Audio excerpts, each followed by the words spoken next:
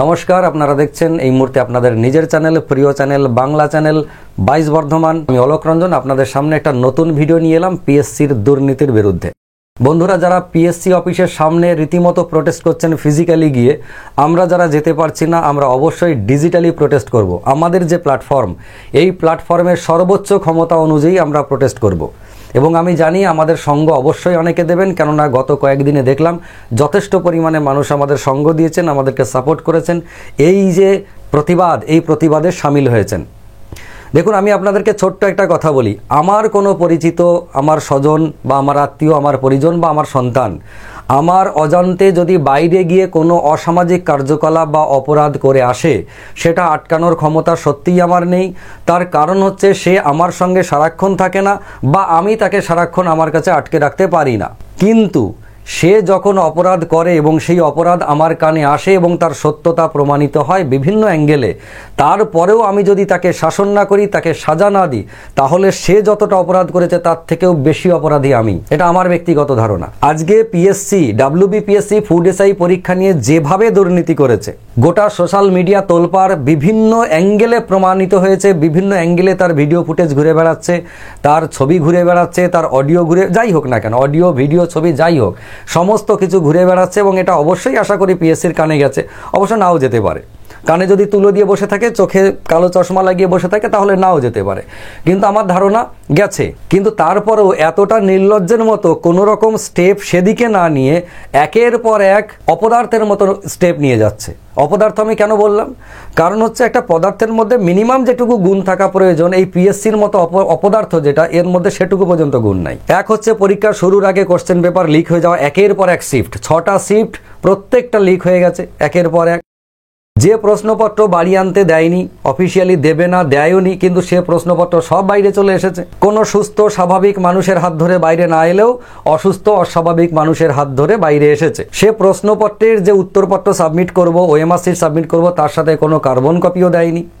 তা সত্ত্বেও গতকালকে নির্লজ্জের মতো রেজাল্ট আউট করে দিয়েছে। রেজাল্ট মানে অ্যান্সার কি প্রকাশ করেছে। আমি কালকে একটা ভিডিও করে বলেছিলাম, আমার মাথায় তো আসেনি যে প্রশ্নপত্র দেয়নি, যে কার্বন কপি দেয়নি, সে উত্তরপত্র কী জন্য দিয়েছে, অ্যান্সার শিট কিসের সাথে মেলাতে দিয়েছে। কেন যারা পরীক্ষা দিতে গেছিল অ্যাসপিরেন্টরা, তারা কি দিব্য দৃষ্টি নিয়ে গেছিল যে একেবারে 100টা কোশ্চেন মাথায় স্ক্যান করে নিয়ে এসেছে, কোনটা কোনটা উত্তর করেছে সব স্ক্যান করা আছে, যে পিএসসির দেওয়া সেই একেবারে অমৃত উত্তরপত্র, সেইটা দেখে দেখে সে মেলাতে পারবে, নিজের স্ক্যান যেটা করে রেখেছে সেখানে মেলাতে পারবে। দেখুন, আমি পিএসসিকে কটা কথা বলি, পিএসসি চেয়ারম্যান হোক বা এই দায়িত্বে যারা যারা আছেন, আমি সবাইকেই বলছি, যা করেছেন ভালো তো করেননি, কিন্তু এরপরে আপনার হাতে এখনো পর্যন্ত রাস্তা আছে ভালো করার।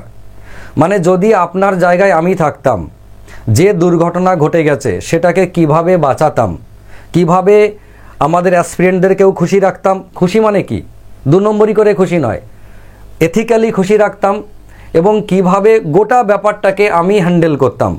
যদি আপনার কাছে এই বুদ্ধি না থেকে থাকেন, তাহলে ক্ষুদ্র মানুষটার কাছে এইটুকু বুদ্ধি অন্তত দিন, অন্তত এইটুকু বুদ্ধি আপনি নিন, এই পদক্ষেপগুলো নিন। এবং যারা আমাদের অ্যাসপিরেন্ট পিএসসি অফিসের সামনে আন্দোলন করতে গেছিলেন বা বাড়িতে বসে সাপোর্ট করেছেন, যেভাবেই হোক, বা যারা আশাবাদী পিএসসির পরীক্ষা ক্যান্সেল হোক, আমি আপনাদেরকে কয়েকটা স্টেজ বলে দিচ্ছি। প্রথমত হচ্ছে, এই পুরো পরীক্ষা ক্যান্সেল করার দরকার নেই। তার লজিক আছে অবশ্যই। যদি আপনি ক্যান্সেল করেন, আমি অনেস্টলি হার্ট অ্যান্ড সোল, আমার যারা পরীক্ষার্থী ছিলেন অল ওভার ওয়েস্ট বেঙ্গলে প্রায় 13.5 লাখ পরীক্ষার্থী, আমার সবার জন্য বলছি, আপনারা একটু ধৈর্য ধরে আমার কথাটা শুনবেন, শেষ পর্যন্ত শুনবেন, তারপর অবশ্যই আপনাদের মতামত জানাবেন। যদি এই মুহূর্তে পিএসসি তার পুরো পরীক্ষাটা, 6টা শিফটের পরীক্ষাটা ক্যান্সেল করে, তাহলে অল্প সময়ের মধ্যে এই পুরো প্রসেসিংটা করতে পারবে না, যথেষ্ট সময় লাগবে। এবং 13 লাখ 13.5 লাখ পরীক্ষার্থীর পরীক্ষা ক্যান্সেল করার প্রয়োজন নেই। তার কারণ হচ্ছে, যারা সেদিনও নাম্বার কম পেয়েছে, তারা আগামী দিনেও নাম্বার কম পাবে। মানে আজকেই যদি পরীক্ষা হয়, তারা আজও নাম্বার কম পাবে। আপনি পিএসসি, আপনাকে বলছি, আপনি এই পরীক্ষাটার একটা কাট অফ মার্কস নির্ধারণ করে দিন, এবং সেইটা মোটামুটি 60%-এর আশপাশ রাখুন। তার কারণ হচ্ছে, ওই পরীক্ষার যে প্রশ্নের লেভেল ছিল, সেই লেভেল অনুযায়ী যারা 60%-এর কম পাবে, সত্যি কথা হচ্ছে তারা এখনো পর্যন্ত চাকরি পাওয়ার যোগ্য হয়নি। এটা অ্যাসপিরেন্টরা মানুন আর না মানুন, এটা একদম ধ্রুব সত্য কথা। আপনারা নিজেরাও বোঝেন, যারা 60-এর নিচে পেয়েছেন ওই প্রশ্নতে, তারা এখনো পর্যন্ত চাকরি পাওয়ার যোগ্যতা অর্জন করতে পারেননি। ফলে যারা 60-এর ওপরে পেয়েছেন তাদেরকে নিয়ে বিষয়টা ভাবা যেতে পারে, রি এক্সামিনেশন হবে এই বিষয়ে। কীরকমভাবে? ধরুন যারা ভালো ছেলে 60-এর ওপরে পেয়েছে এবং যারা 2 নম্বরই কুলাঙ্গার, যারা প্রশ্ন ফাঁস করিয়ে উত্তরপত্র দেখে তারা পরীক্ষার হলে পরীক্ষা দিয়ে 70, 80, 90 যা পাচ্ছে, তারা সবাই এই পরীক্ষাটা উতরে যাক, অর্থাৎ এই পরীক্ষাটাকে প্রিলিমিনারি হিসেবে ডাকা হোক। 60% কাট অফ মার্কস রেখে প্রিলিমিনারি হিসেবে রাখা হোক। তাহলে আমার ধারণা অন্ততপক্ষে 10 থেকে 11 লাখ ছেলে, অন্ততপক্ষে 10-11 লাখ ছেলে এখানেই বাদ চলে যাবেন। মোটামুটি 2 লাখ ছেলে থাকতে পারে যদি 60-র ওপরে কাট অফ রাখা হয়, লাখ 2 ছেলে থাকবে। এই 2 লাখ ছেলেকে নিয়ে সিবিটি করতে পারেন, কম্পিউটার বেসড টেস্ট, যেখানে 2 নম্বরই হওয়ার সম্ভাবনা প্রায় নেই বললেই চলে। আপনি সিবিটি টেস্ট করতে পারেন, যেটাকে মেন পরীক্ষা বলা যেতে পারে। যদি সিবিটি করতে না পারেন, আমার যেটুকু ধারণা পশ্চিমবঙ্গের যে পরিকাঠামো আছে তাতে 2 লাখ ছেলের যদি অনলাইন এক্সামিনেশন নিতে হয় তাহলে 7 দিনের মধ্যেই কভার করা সম্ভব। মানে 7 দিনের মধ্যে পরীক্ষার সিস্টেমটাকে কমপ্লিট করা যাবে 2 লাখ ছেলের। এই পরিকাঠামো ওয়েস্ট বেঙ্গলের কাছে আছে। তো সেই হিসেবে আপনি সিবিটি করুন। যদি সিবিটি করতে না পারেন, যদি আপনাকে ওএমআর বেস্ট পরীক্ষা নিতে হয়, তাহলে অবশ্যই ওএমআরের সাথে কার্বন কপি দিন এবং পরীক্ষার হল নিশ্ছিদ্র নিরাপত্তার মধ্যে ঘিরে দিন। মানে কীরকম? জয়েন্টের পরীক্ষা দিতে গিয়ে আমরা যেমন দেখেছি ক্যান্ডিডেট প্রায় অর্ধনগ্ন হয়ে যায় তার চেকিং করাতে করাতে, আপনি সেভাবে প্রয়োজন হলে চেকিং করুন। আমরা সবাই আপনাকে সহযোগিতা করব। আপনি চেকিং করুন, এমনভাবে চেকিং করুন যেন একেবারে কোনো কিচ্ছু নিয়ে যেতে না পারে, শুধুমাত্র একটা পেন ছাড়া, বা দরকার পড়লে পেনটাও আপনি দিয়ে দিন। 3 নম্বর কথা হচ্ছে, যে রেজাল্ট আপনি পার করবেন, এই যে পরীক্ষাটা হয়ে গেল, অবশ্যই এর নর্মালাইজেশন করুন।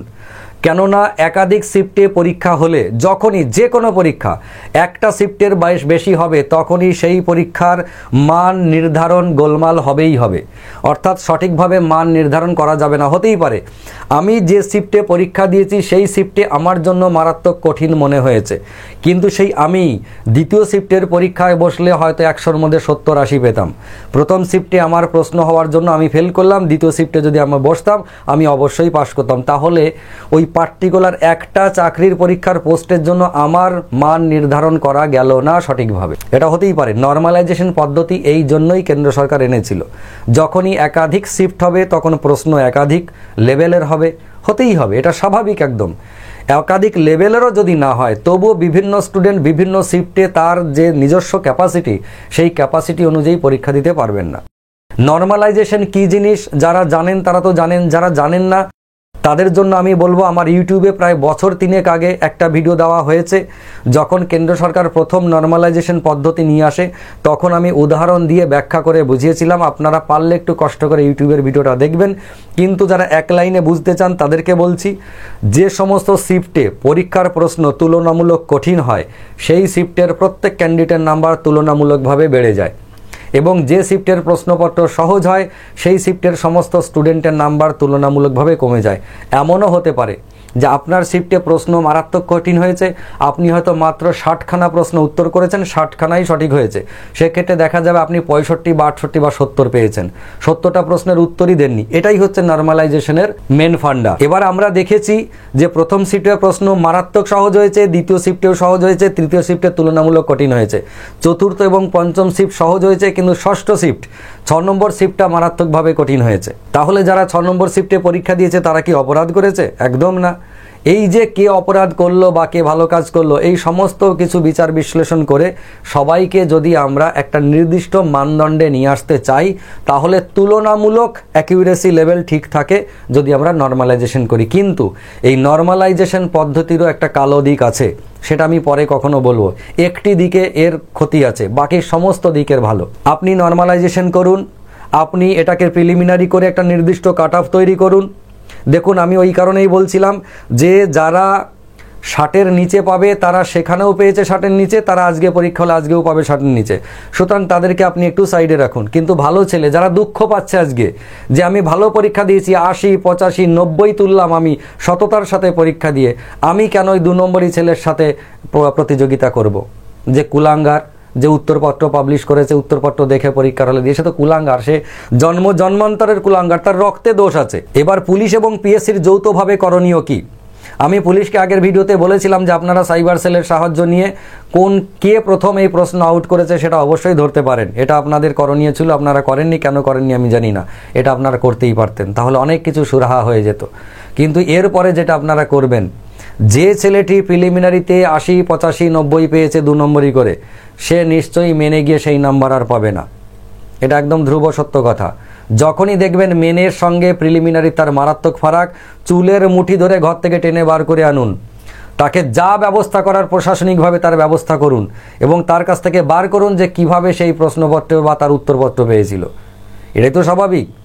যে প্রিলিমিনারিতে 60, 80, 90, 95 পাবে দেখে দেখে উত্তর করে, মেন পরীক্ষা যদি এরকমভাবে নিশ্চিদ্র নিরাপত্তার মাধ্যমে করা হয় তাহলে নিশ্চয়ই সেই নাম্বার পাবে না, কারণ রাতারাতি তার মাথা 4 গুণ ডেভেলপ করবে না, ফলে তার নাম্বার কমবে। চুলের মুঠি ধরে বার করে নিয়ে আসুন এবং আগামী দিনে যে কোনো অপরাধের জন্য মারাত্মকভাবে দৃষ্টান্তমূলক সাজার ব্যবস্থা করুন। আজকে যে প্রশ্নপত্র লিক করেছে, যে উত্তরপত্র লিক করেছে, তাকে এমন সাজা দিন, তাকে আজীবনের জন্য কোনো সরকারি চাকরি দিতে দেওয়া যাবে না, আজীবন সমস্ত সরকারি চাকরি থেকে বরখাস্ত করে দিন। আজকের ভিডিও আপাতত এটুকুই। আমি জানি না আপনাদের কেমন লাগবে, কিভাবে আপনারা আপনাদের সমর্থন করবেন। যদি আমার কথা কারো খারাপ লেগে থাকে আমাকে নিজের মনে করে ক্ষমা করবেন। যদি আপনাদের মনে হয় আমি কথাগুলো ঠিক বলেছি তাহলে অবশ্যই কমেন্টে জানিয়ে যাবেন। ধন্যবাদ, শুভরাত্রি, নমস্কার।